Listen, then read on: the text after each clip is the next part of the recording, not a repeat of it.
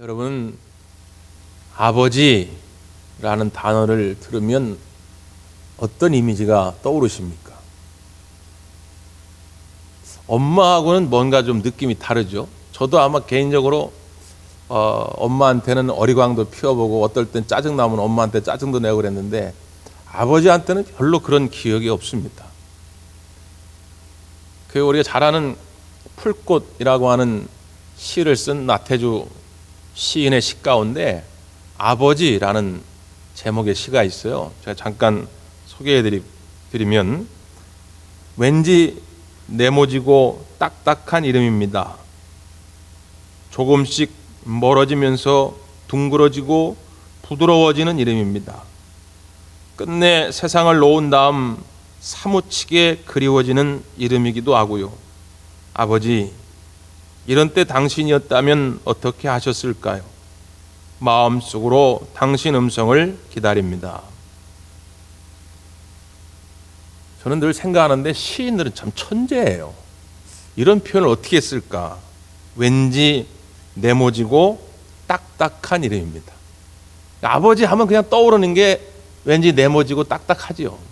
그러나 조금씩 멀어지면서 둥그러워지고 부드러워지는 이름입니다. 특별히 세상을 다 놓은 다음에 사무치게 그리워지는 이름, 그 아버지죠.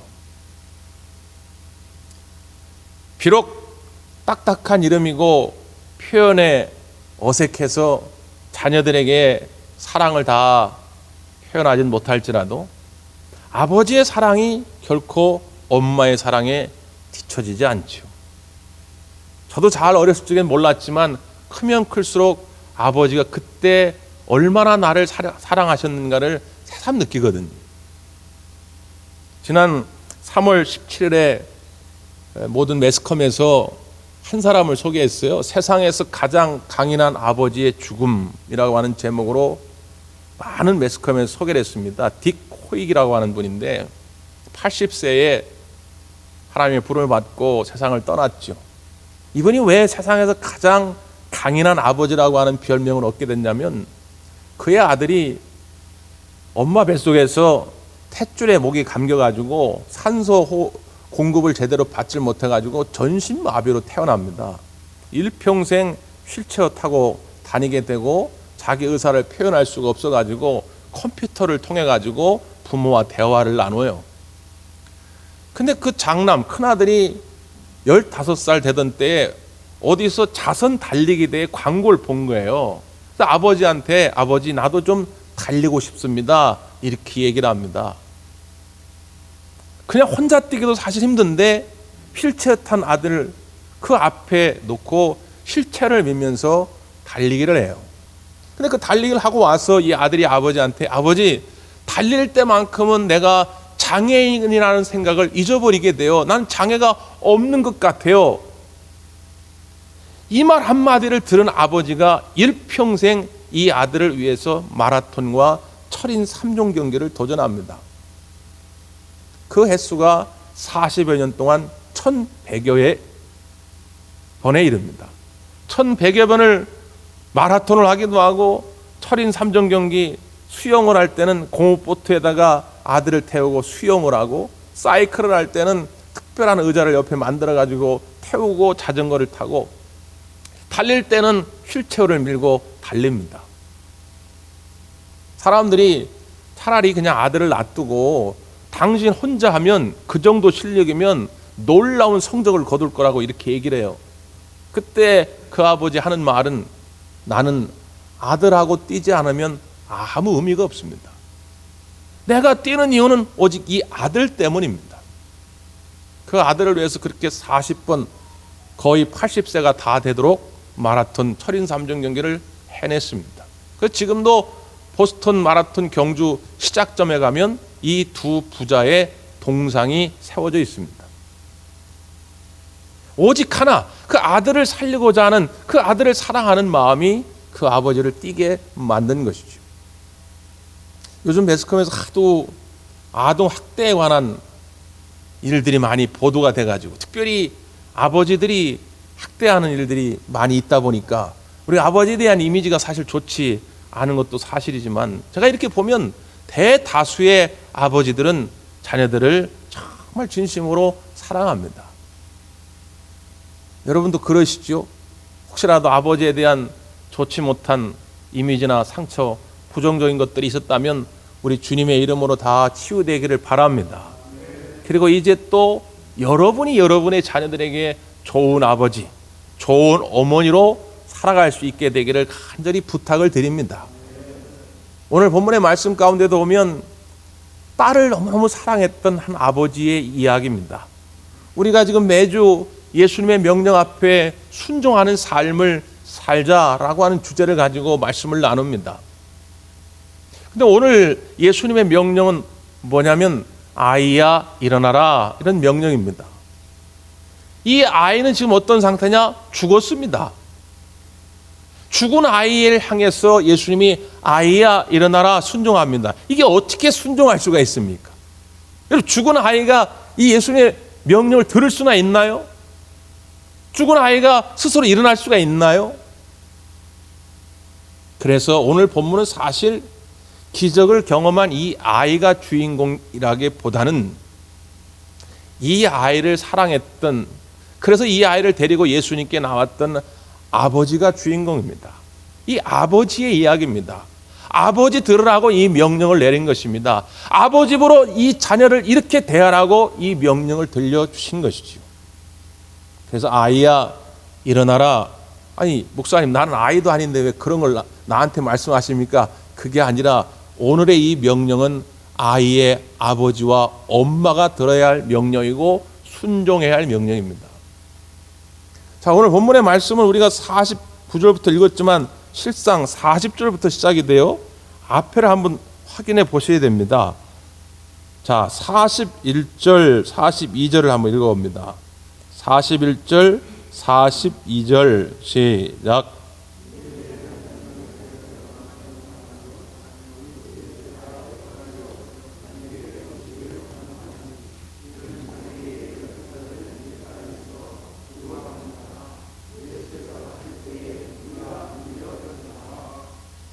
예, 이 아버지의 이름 우리 많이 들어봤죠? 누굽니까? 야이로입니다. 이 야이로의 직책이 나오죠? 직책이 뭡니까? 해당장이죠. 그러니까 당시 유대인들은 절기 때마다 예루살렘 성전에 모여가지고 절기를 지키는데 예루살렘 성전에 매번 올 수가 없잖아요. 그때 당시에는 버스가 있는 것도 아니고 기차가 있는 것도 아니고 말이에요. 그러니까 성전 한번 가려면 몇 날 며칠을 걸려서 갑니다. 그래서 성전은 매번 갈 수가 없고 큰 절기 때만 가는 것이고, 보통 때는 각 지역, 각 지방 동네에 있는 해당에서 종교적인 교육이 이루어지고 그 종교적 교육뿐만 아니라 해당에서 모든 정치, 사회적인 행위들이 일어납니다. 그러니까 그 해당을 운영하는 지도자가 장로 8명이 있어요. 그 장로 8명 가운데 대표가 누구냐? 해당장입니다. 그러니까 이 해당장은 율법에 정통한 사람입니다. 율법을 정확히 알고 있어야 그 백성들을 지도해 나갈 수 있기 때문에 율법을 많이 공부한 사람입니다. 학식만 있어서는 안 되고요. 사회적인 사람들로부터 존경심이 있어야 됩니다. 아, 저분은 정말 우리 지도자가 될 만한 분이야. 그러다 보니까 경험도 있어야 되고 나름대로 성품, 덕도 있어야 되고, 그러니까 여러 가지가 맞아야 해당장이 됩니다.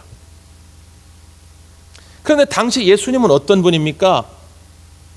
이제 30대 초반에 알려지지 않은 무명의 선지자입니다. 그것도 소수에 의해서 선지자로 인정받을 뿐 당시의 주류 사회에서 대다수의 사람은 이단화로 여깁니다. 아유 저거 맨날 신성 모독이나 범하는, 하나님을 우습게 하는, 아유 저거 눈에 거슬리는 그런 이단화일 뿐이에요. 그 누구도 예수님을 그렇게 경외하지 않았습니다. 그런데 이 해당장이 경험으로 보나 사회적 지위로 보나 모든 것을 봐도 예수님보다 당시 위에 있었던 사람이 예수님께 나와 무릎을 꿇고 간곡하게 부탁을 한 것입니다. 이유는 오직 한 가지죠. 뭐 때문에요? 딸이 죽게 됐다는 것입니다. 예수님과 비교할 때 자기가 부족한 것이 아무것도 없고 자기 개인의 삶을 봐도 부족할 것이 없지만 그에게 오직 지금 문제가 하나 있는데 딸이 병들어 죽게 됐다고 하는 것이죠. 딸 때문에 이 아버지는 예수님께로 나오는 것입니다. 사랑하는 성도 여러분, 내 개인의 삶의 문제도 물론 중요하지요. 그것 때문에도 예수님께 나와야 되지만 오늘 사랑하는 자녀들을 위해서, 사랑하는 다음 세대를 위해서 우리 예수님께로 나오는 여러분이 되시기를 간절히 바랍니다. 옛날 리치 디아몬드라고 하는 여사가 있었어요.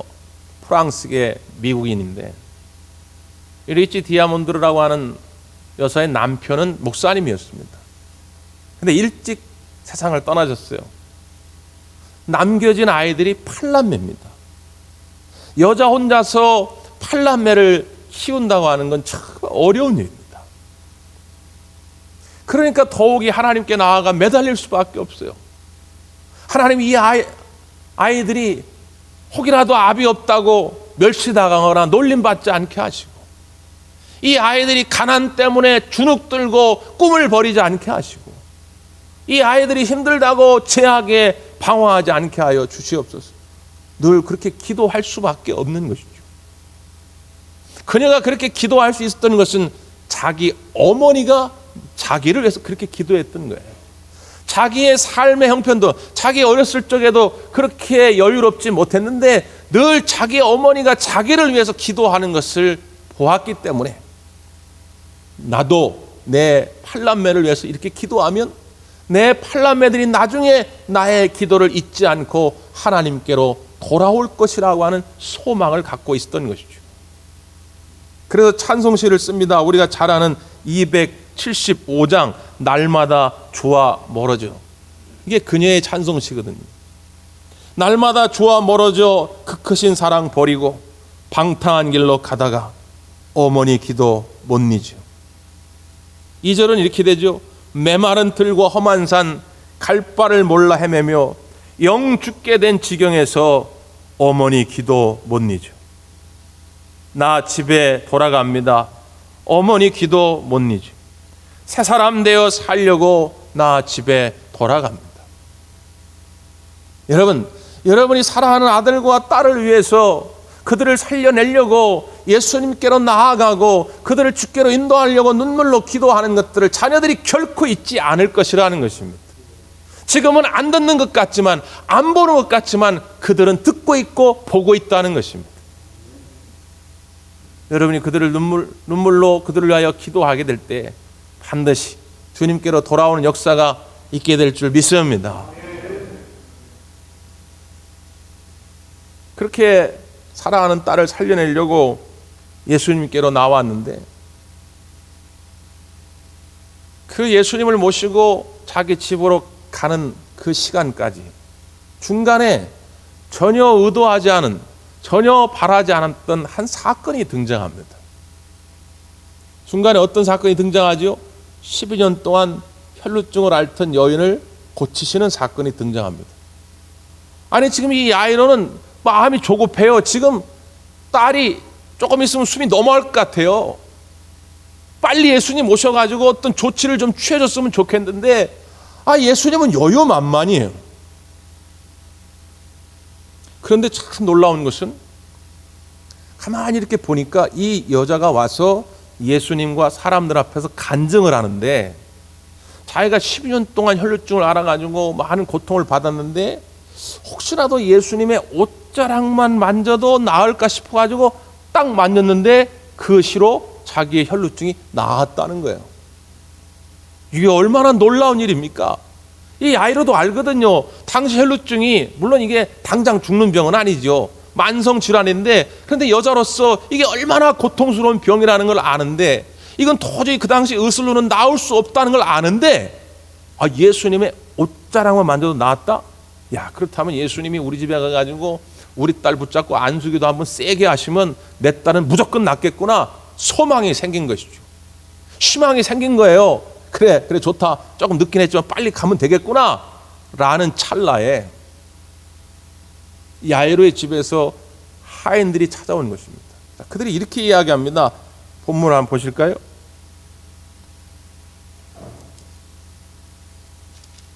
예, 49절이죠. 시작.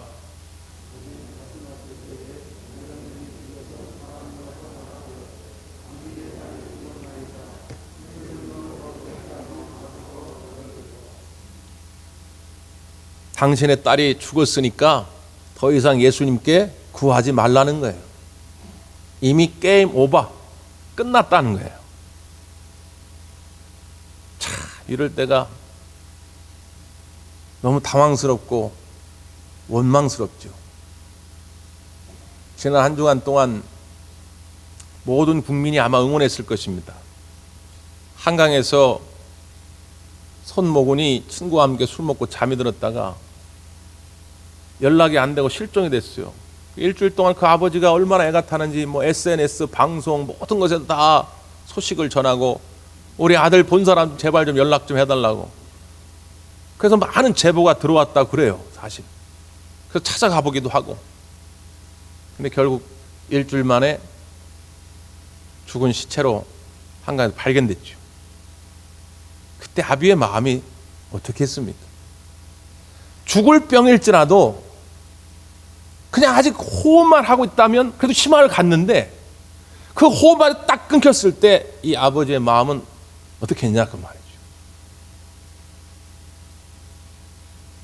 이제 우리가 이런 말씀을 들으면 묻어두었던 자녀를 위한 기도의 제목을 꺼냅니다. 그게 믿음의 사람이죠. 그게 순종하는 삶입니다. 그러니까 집에 돌아가셔. 그래, 오늘 목사님 말씀 은혜 받고 그래, 다시 내가 내 자녀들을 위해서 기도해야 되겠구나. 꺼냈어요. 어떤 권사님 얘기 들어보니까 그 권사님 아들도 옛날에 그렇게 말 안 듣고 그렇게 제 얘기를 해서 방황했는데 그 권사님 눈물로 기도하더니 그 아들이 그렇게 주님께 나와서 크게 쓰임 받는구나. 나도 해야 되겠다. 그렇게 마음 먹고 해보는데 안 되는 거예요. 더 이상은 가망이 없어 보이는 거예요. 내가 아무리 얘기해봐야 기도해봐야 이건 안 될 것 같은 거예요. 그런 순간이 우리에게 다가올 수 있다는 것이죠. 왜 예수님께서 지금 이런 상황을 만드셨을까요? 우리가 그 다음 계속 읽어가 보면 예수님이 야이로의 집에 갔을 때 죽은 딸을 보면서 야, 죽은 것이 아니다, 잔다 이렇게 표현합니다. 그랬더니 사람들이 뭐라고요? 다 비웃더라. 그러니까 지금 이 야이로의 가문의 분위기는 어떠냐? 믿음이 없는 거예요. 그 예수님이 그걸 아신 거예요. 이 사람들을 한계점까지 몰아붙여야 이들의 믿음을 깨울 수 있음을 안 것이죠. 만약에 그냥 숨이 아직 남아 있어가지고 넘어갈 듯 말 듯 할 때 예수님 가서 고쳐주시면 그들 가운데 분명히 그럴 거예요. 야, 이건 우연이야. 야, 지난 일주일 전에 우리가 그 용화단 의원 가서 약 사왔잖아. 그 약 먹고 그냥 난 거야. 야, 이건 예수님이 하신 게 아니야. 이렇게 말할 것이 뻔한 분위기예요. 그래서 예수님께서 인간이 할 수 없는 한계점 죽음까지 몰고 가신 겁니다. 왜 이렇게 해석할 수 있느냐? 예수님의 말씀을 보면 알 수가 있어요. 지금 완전히 죽음 가운데서 절망하고 있는 야이로를 향해서 예수님이 이 말씀을 하십니다. 그 다음 50절을 보세요. 50절 시작.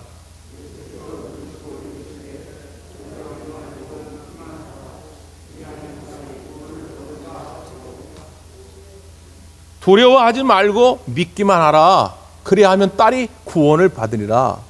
이게 무슨 말입니까? 지금 너희의 문제는 딸이 죽었다는 게 문제가 아니라 뭐가 문제라는 거예요? 믿음이 없는 것이 문제라는 거예요. 왜 두려움이 생기느냐? 너희들에게 왜 그런 절망감이 생기느냐? 믿음이 없기 때문이다. 두려워하지 말고 믿기만 하라. 그럼 네 딸이 구원을 받을 것이다. 네 딸이 살아날 것이다. 이게 예수님의 지금 말씀입니다. 야이로와 이 가정과 이 가문 가운데 예수님이 이 말씀을 하시고 싶었던 것이죠. 동일하게 이 아침에 여러분에게 우리 예수님이 하시고 싶은 말씀이 이 말씀이에요. 두려워하지 말고 믿기만 하라. 여러분의 자녀들이 구원을 받을 것이다. 여러분의 자녀들이 행복해질 것이다. 여러분의 자녀들이 살아날 것이다. 믿기만 하라. 이 말씀을 부모들에게 하시고 싶은 것이죠. 그래서 예수님이 그 집에 가신 겁니다. 이 야이로가 거절을 안 했거든요. 야이로가 만약에 예수님 무슨 소리입니까? 이게 죽었으니 끝났어요. 이제 예수님 갈 길 가세요. 그랬으면 그 다음 기적은 일어나지 않습니다. 그러나 야이로는 이 예수님의 말씀을 받아들였어요. 그래, 내가 믿어보자. 그리고 예수님이 그 아이에게 다가가서 이렇게 명령하시는 거죠. 한 번 더 확인하죠. 54절, 55절. 시작.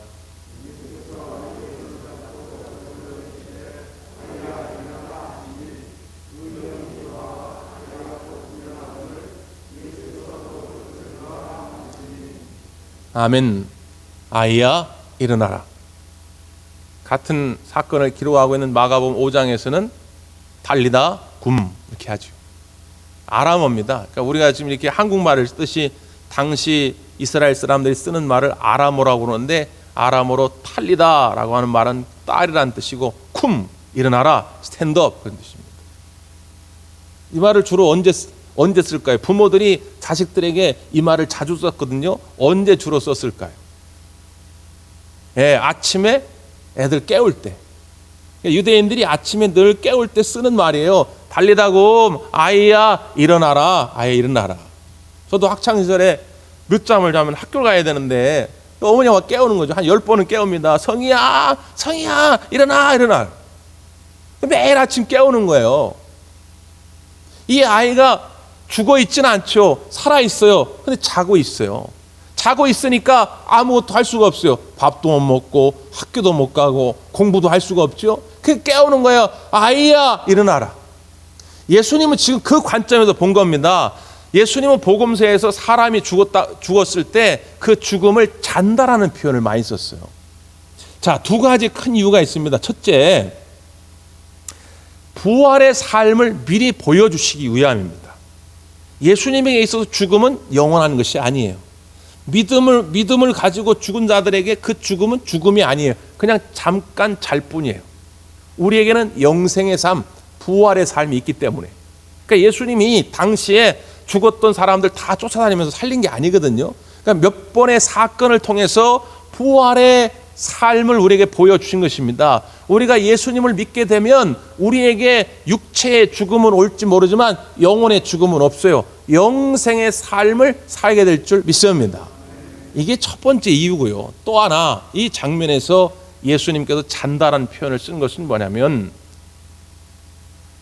부모들이, 주변에 있는 사람들이 자녀를 보면서 그런 상황으로 보는 거예요. 아무것도 할 수 없는, 자는 것 같은 혹은 죽은 것 같은 상태로 자녀들을 평가하는 거예요. 더 이상 꿈과 희망이 없는 상황으로 자녀들을 바라보는 것입니다.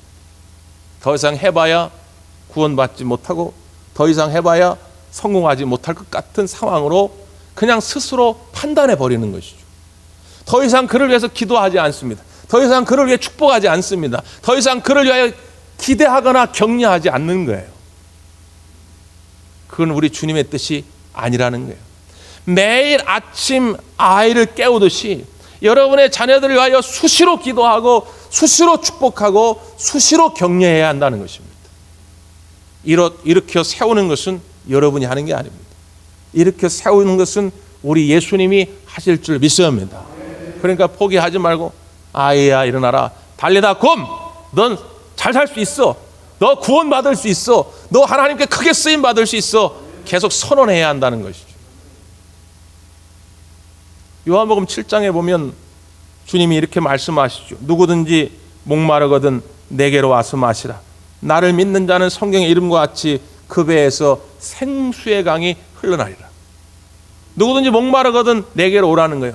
여러분, 여러분의 자녀들이 왜 지금 눈물 지며 고민하는지 아십니까? 인생이 목말라요. 목말라서 그 목마름을 채우고 싶어요. 그런데 여러 가지 방법으로 몸부림을 쳐보는 거죠. 그런데 그것으로는 해결이 안 되니까 여전히 목말라요. 그들을 위해서 생수의 강이 흘러넘치도록 예수님께로 인도하는 것이죠. 우리는 영혼의 마음이 여기 있다고 생각했지만 유대인들은 여기 있다 생각했어요. 여기 배. 그러니까 예수님이 우리 안에 오시면 이 배에서, 이 영혼 깊은 곳에서부터 생수의 강이 흘러넘쳐가지고 이 목마름이 해결된다는 것입니다. 마가복음 9장에 보면 오늘 본문의 아버지와 같은 애타는 아버지 한 사람이 또 등장해요. 그는 아들 때문에 문제입니다. 아들이 귀신 들렸어요. 말하지 못하게 합니다. 듣지도 못하게 합니다.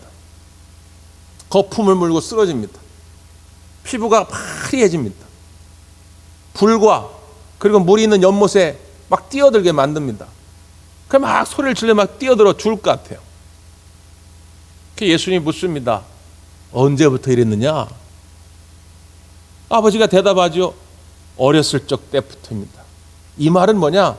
이미 나는 포기 단계라는 거예요. 어떻게 할 도리가 없다는 거예요. 어렸을 적부터 얘가 이렇게 살아왔다는 거죠. 사람답지 못하게 살았다는 거예요. 그러면서 아버지가 덧붙이죠. 예수님, 할 수 있거든 우리를 좀 불쌍히 여겨 주옵소서. 더 이상 가망 없는 아들을 보면서 말할 수 있는 것이 그거밖에 없었던 거예요. 이 아버지는 말이죠. 근데 예수님 뭐라고 말씀합니까? 야, 할 수 있거든이 무슨 말이냐? 믿는 자에게는 능히 하지 못할 일이 없느니라. 우리는 어떻게 할 도리가 없죠. 우리는 어떻게 우리의 자녀들을 우리의 마음대로 어떻게 할 도리가 없습니다. 그러나 예수님께 나와 예수님을 만나고 믿음을 갖기 시작하는 그 순간부터 배에서 생수의 강이 흘러 넘치는 역사가 일어나게 될 줄 믿습니다. 여러분의 자녀들을 더 축복하시고 여러분의 자녀들에게 더 복음을 전할 수 있기를 간절히 바랍니다. 기도하겠습니다.